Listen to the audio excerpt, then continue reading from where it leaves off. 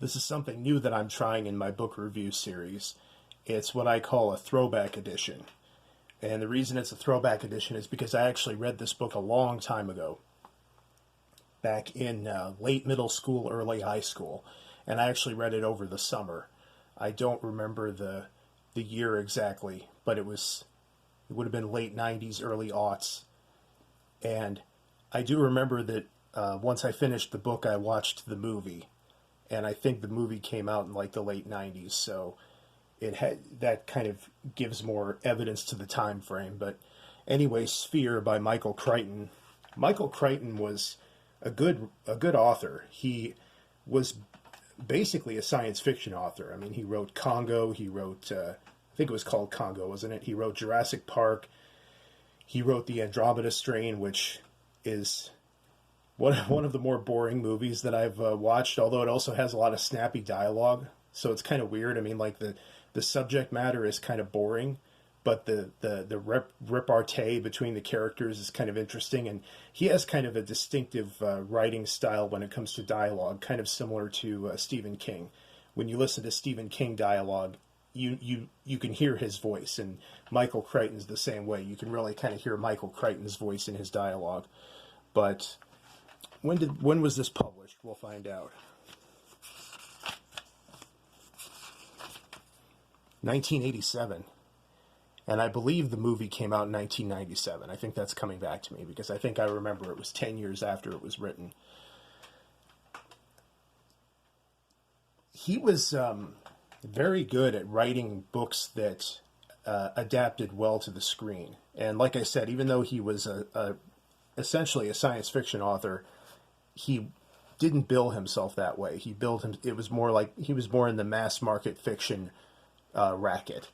You can see I went ahead and put the green sticker of achievement on there because I've read it. This is actually a new copy of it that I just recently obtained. The copy that I read, I think, kind of just fell apart, fell to pieces because I took it everywhere with me. And I'll go ahead and read the back here if you want. In the middle of the South Pacific, 1,000 feet below the surface of the water, a huge vessel is discovered resting on the ocean floor. Rushed to the scene is a group of American scientists who descend together into the depths of the sea to investigate this astonishing discovery. What they find defies their imaginations and mocks their attempts at logical explanation. It is a spaceship of phenomenal dimensions, apparently undamaged by its fall from the sky, and most startling, it appears to be at least 300 years old. And then here's a blurb from the New York Times Book Review. The suspense is real. You know they're going to make it. Or do you? The last 10 minutes are exactly what they should be. Or 10 pages. And it does have kind of a twist ending that I'm not going to give away. The movie's pretty well done, and I would almost recommend going ahead and just watching the movie instead of reading the book, just to save time. Although the book is well done. I mean, there are certain books I'm like, you've got to read the book instead of just watch the movie. But the movie's well done enough that, instead of spending a summer reading this book like I did, you might want, or part of a summer, you might want to just go ahead and watch the movie. But this was one of the first big novels that I read on my own, just for my own entertainment. And so that's why it's kind of significant to me and why I thought maybe it kind of deserved a review of its own. This was one of my first summer novels. And it's certainly one of the first big ones. I remember a couple more. I remember Ender's Game. I read that in the summer. I tried to read Robinson Crusoe, and I just couldn't get through it. The language was just a little too dense. I tried to read a novelization of The Mummy by Max Allan Collins, who's actually an Iowa author, and I've actually met him a couple of times. He used to frequent a bookstore I worked at, but that was not really so good. I mean, it's a novelization, and I didn't know better back then. But yeah. And then I tried to read one year. I tried to read Harry Potter over the summer, and believe it or not, guys, I'm just not a Harry Potter fan. I couldn't get through that book. I don't know if it's that I'm just not into fantasy or what it is, but it just didn't quite appeal to me. So I'm more of a science fiction kind of guy, I just have to say. Also, maybe I was just a little bit too old for it at the time. because I was like 13, and so maybe I was just a little bit too old for Neverland. I don't know, but it just didn't quite catch me. But anyway, I think I've said most of what I want to say about this. But yeah, it's just one of those over the summer books. And I recently shot a video about my collection of Book It memorabilia.